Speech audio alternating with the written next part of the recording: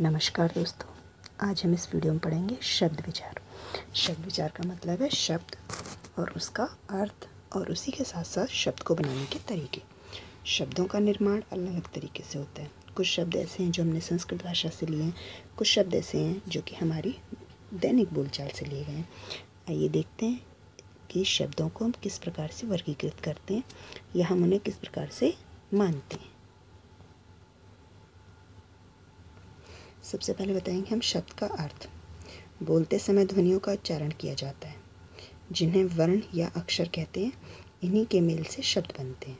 उदाहरण, जैसे यहाँ पर शब्द दिया गया राधा। राधा जो शब्द है,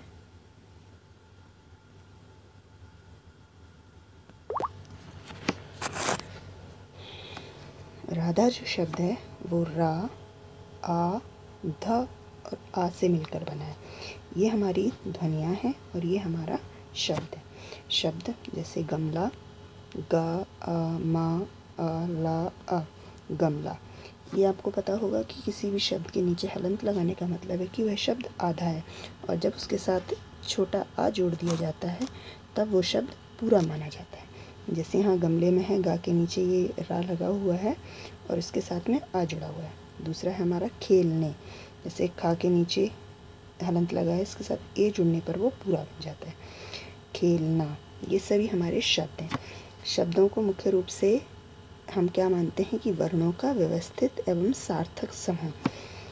आगे देखते हैं हम वर्णों का व्यवस्थित एवं सार्थक समूह। अब हम शब्द की परिभाषा बताते हैं आपको। वर्णों के व्यवस्थित एवं सार्थक समूह को शब्द कहते हैं, जैसे घर, कमल, आज़ादी आदि। अब यहाँ पर मैं आपको सार्थक का मतलब समझा देती हूँ। व्यवस्थित का मतलब है कि एक निश्चित क्रम में,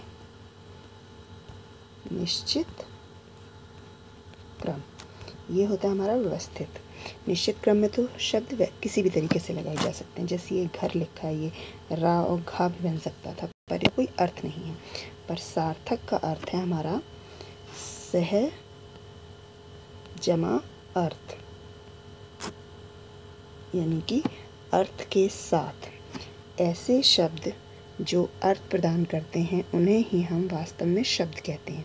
या ये कहा जा सकता है कि वर्णों का ऐसा समूह जो कि कोई ना कोई अर्थ प्रदान करता है, वही हमारा शब्द कहलाता है। निरर्थ वाले शब्द, निरर्थ वर्णों के समूह को हम शब्द नहीं कहते हैं।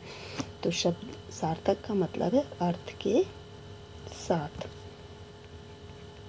जैसे यहाँ पर ये घर है, इस घर का कुछ अर्थ है, पर जब मैंने इसे रख कर दिया है तो इसका कोई अर्थ नहीं है। उसी तरीके से कमल का अर्थ है, अगर मैं इस कमल की जगह मलक कर दूँ, मकल कर दूँ, तो इसका कोई अर्थ नहीं होगा। यानी कि सार्थक एवं व्यवस्थित समूह शब्द कहलाता है। वर्णों का सार्थक एवं व्यवस्थित समूह ही शब्द कहलाता है। निरर्थक समूह शब्द नहीं कहलाता है। अब शब्दों का वर्गीकरण। शब्दों को हमने किस प्रकार से वर्गीकृत किया है वो देखते हैं। शब्दों को हमने 4 तरीके से वर्गीकृत किया है। उत्पत्ति के आधार पर, रचना के आधार पर, प्रयोग के आधार पर एवं अर्थ के आधार पर। ये जो अर्थ के आधार पर है, यही आगे जाकर हम सार्थक और निरर्थक शब्द समूह के बारे में, इसी में ही हम सार्थक और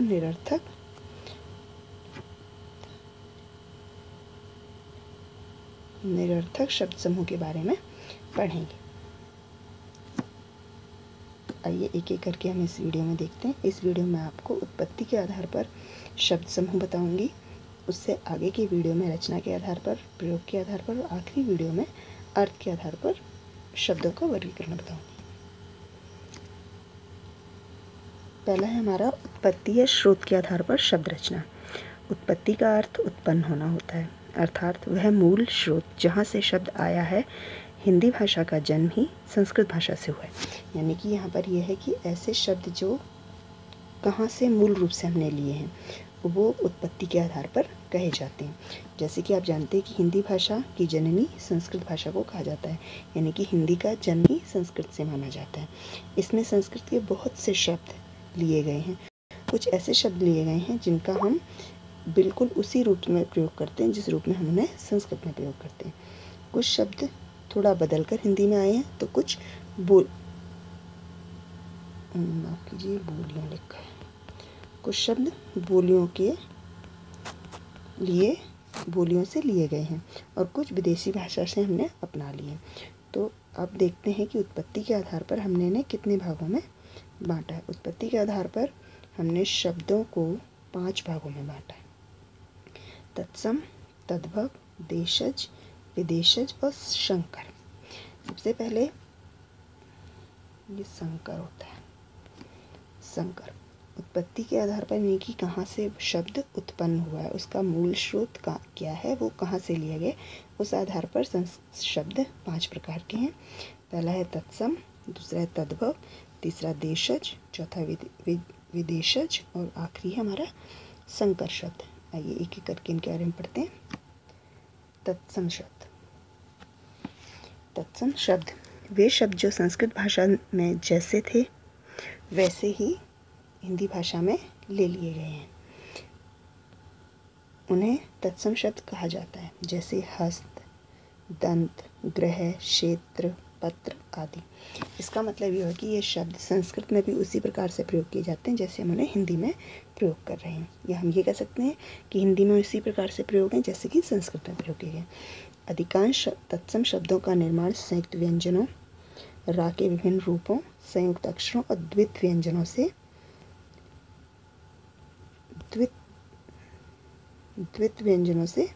किया गया है। द्वित व्यंजनों से किया गया है। ये तीनों टॉपिक मैंने संयुक्त व्यंजन, रा के विभिन्न रूप, संयुक्त अक्षर और द्वित व्यंजन पहले की वीडियो में बताए हुए हैं। मैं आपको आई बटन दूंगी, आप उस पर देखकर इन्हें समझ सकते हैं। ये आपको आई बटन मिलेगा, उस पर आपको क्लिक करिए और इन सभी के बारे में विस्तृत रूप से उसमें जानकारी दी गई है। आप इनके बारे में पहले जानकारी प्राप्त कर लें और फिर इन्हें समझ लें। कुछ शब्दों का निर्माण अपवाद भी है, कुछ अलग भी हो सकते हैं, पर ये मैंने जो भी बताया आपको कि संयुक्त व्यंजन या रा के रूपों से शब्द बने हैं, तो संयुक्त व्यंजन में जैसे सूत्र, रा के रूप में ग्रह, उसी तरीके से द्वित व्यंजन में आपके बहुत से शब्द हो सकते हैं और संयुक्त अक्षर में भी बहुत से शब्द आपको मिल सकते हैं।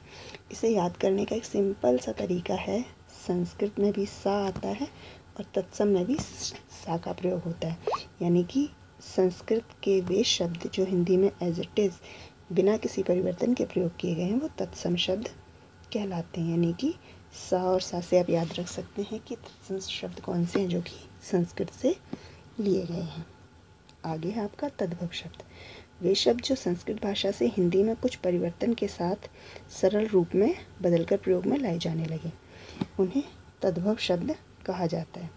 जैसे हाथ, हस्त का हाथ हो गया, दंत का दांत, ग्रह का घर, पत्ता का, पत्र का पत्ता, ठीक है।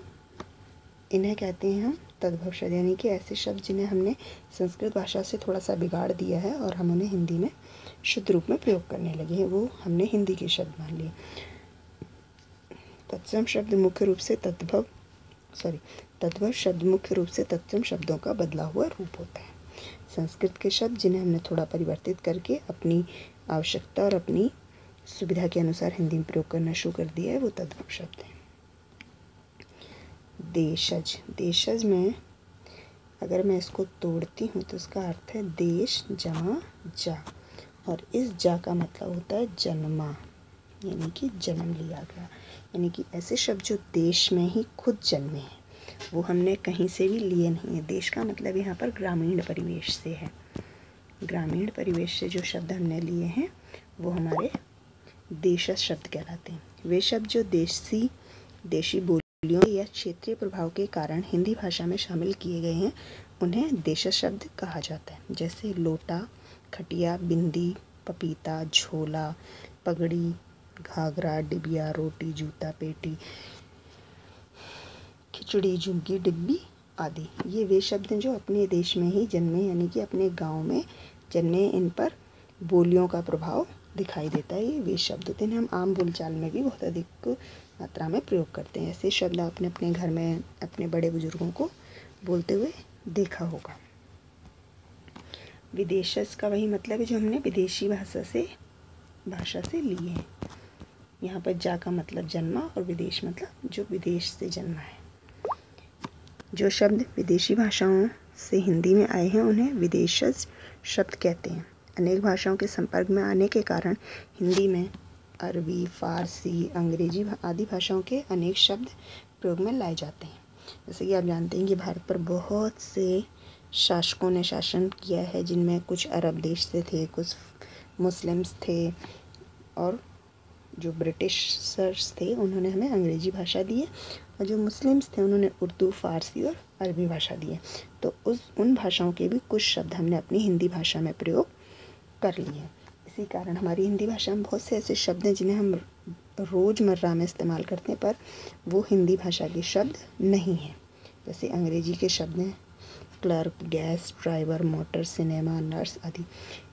अंग्रेजी भाषा के शब्द आसानी से समझ में आ जाते हैं क्योंकि वो हिंदी की बोलचाल से थोड़े से अलग होते हैं, पर कुछ ऐसे शब्द हैं जो हमें नहीं समझ में आते कि वो हिंदी के हैं या फिर किसी और भाषा के। उसके उदाहरण देखते हैं। जैसे फारसी भाषा के शब्द आदमी शब्द, आदमी, आसमान, कारीगर, गुब्बारा, खून, जहर आदि। कुछ शब्द जिनके नीचे ये नुक्ता लगा होता है वो हम आसानी से समझ लेते हैं कि ये उर्दू के या अरबी या फारसी के शब्द हैं, पर कुछ ऐसे शब्द हैं जो जिनके नीचे नुक्ता नहीं लगा होता है तो उन्हें समझना कठिन होता है। इससे पहले शायद आपको नहीं पता होगा कि आदमी हिंदी भाषा का नहीं फारसी भाषा का शब्द है, या गुब्बारा हिंदी भाषा का नहीं फारसी भाषा का शब्द है। आगे देखते हैं अरबी भाषा के शब्द आज़ाद, औरत, मुहावरा, शतरंज, किस्सा, सबूत आदि। पुर्तगाली भाषा, क्योंकि हमारे ऊपर सबसे पहला जो भारत की खोज जिसने की थी वो पुर्तगाली वास्को डी गामा ने की थी, और उसके आने के बाद वहाँ के कुछ शब्दों का प्रयोग भी हमारे यहाँ होने लगा। तौलिया, नीलामी, फीता, बाल्टी, संतरा, साबुन आदि। तुर्की भाषा के शब्द तोप, कैंची, गलीचा, उर्दू, चाकू, चेचक, लाश।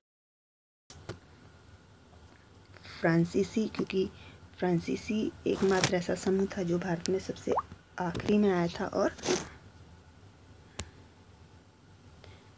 जो सबसे आखिरी में आया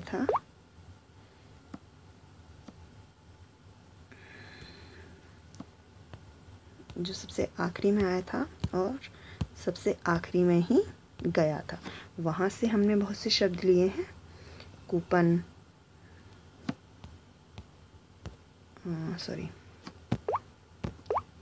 कूपन, काजू, अंग्रेज़, कारतूस आदि। चीनी भाषा के शब्द, क्योंकि भारत का चाय का व्यापार बहुत ज़्यादा चीन के साथ रहा है हमेशा से, तो वहाँ से भी कुछ शब्द लिए हैं, जैसे चीनी, चाय, लीची आदि। चीनी नहीं, चाय, लीची आदि। और रूसी, क्योंकि रूस ने हमारे यहाँ पर शासन तो नहीं किया, पर बहुत सी चीज़ें वहाँ से हमने अपनाई, और रूसी भाषा बहुत हद तक हमारी संस्कृत भाषा से मिलती जुलती सी है। तो वोदका, मिग, स्तुपनिक, ये आपने मिग 24, ये स्तुपनिक, हमारे जो लड़ाकू विमान होते हैं उनके अधिकतर नाम इसी प्रकार के होते हैं। ये सारे शब्द हमारे रूसी भाषा से लिए गए शब्द हैं। आगे देखते हैं संकर शब्द। संकर का मतलब होता है दो भाषाओं को मिलाकर बनाए गए शब्द, यानी कि कुछ ऐसे शब्द जो आम लोगों की समझ में आ सकें। ये शब्द मुख्य रूप से व्यापारी लोगों के लिए बनाए जाते थे, पर अब ये आम बोलचाल में भी प्रयोग किए जाते हैं। दो भिन्न भाषाओं के शब्दों के मेल से बनने वाले शब्द संकर शब्द कहलाते हैं। जैसे वर्ष, गांठ। वर्ष जो है वो संस्कृत भाषा का शब्द है, गांठ वो हिंदी भाषा का शब्द है, तो पूरा बन जाता है वर्षगांठ। घड़ी, साज, घड़ी साज। अखबार वाला, अखबार वाला। तो ये ऐसे शब्द हैं जो उन लोगों के लिए मुख्य रूप से प्रयोग किए जाते थे, या उन लोगों द्वारा प्रयोग किए जाते थे जो एक भाषा नहीं समझती थे। वो दो भाषाओं के मेल से वहाँ की जो सामान्य भाषा से समझने का प्रयास करते थे जिस जगह वो व्यापार करने जाते थे। संकर भाषा मुख्य रूप से व्यापारियों की भाषा होती है, पर अब आम बोलचाल में इन शब्दों का भी निरंतर प्रयोग किया जाने लगा है। तो आइए देखते हैं, मैं एक बार आपको इसकी संक्षिप्त रूप में समझा देती हूँ। शब्द का अर्थ है वर्णों का व्यवस्थित एवं सार्थक समूह, जिसे हम शब्द कहते हैं। शब्द में व्यवस्थित और अर्थ के सहित ही वर्णों का क्रम होना चाहिए। जो शब्द हैं उसे बनाने के 4 तरीके हैं। जो 4 तरीके हैं वर्गों वो हैं उत्पत्ति के आधार पर, रचना के आधार पर, प्रयोग के आधार पर और अर्थ के आधार पर। उत्पत्ति के आधार पर शब्द 5 प्रकार के होते हैं। तत्सम शब्द जो कि संस्कृत भाषा के शब्द हैं और हिंदी में उसी प्रकार प्रयोग किए जाते हैं जैसे संस्कृत में प्रयोग किए जाते हैं। तद्भव शब्द संस्कृत शब्दों का परिवर्तित रूप। देशज यानी कि हमारी ग्रामीण भाषा के शब्द। विदेशज जो कि हमने विदेशी भाषा से लिए शब्द हैं। और आखिरी में आते हैं हमारे संकर शब्द। संकर शब्द वे शब्द होते हैं या वे भाषा के शब्द हैं जिन्हें व्यापारी लोग अपने लिए प्रयोग करते हैं और ये 2 भिन्न भिन्न भाषाओं के मेल से बने होते हैं। इसके आगे के वीडियो में आपको इस आगे मैं प्रस्तुत करूँगी। आशा आपको ये वीडियो अच्छा लगा। अगर अच्छा लगा है तो इसे लाइक कीजिए और शेयर कीजिए और मेरे चैनल को सब्सक्राइब कीजिए। धन्यवाद।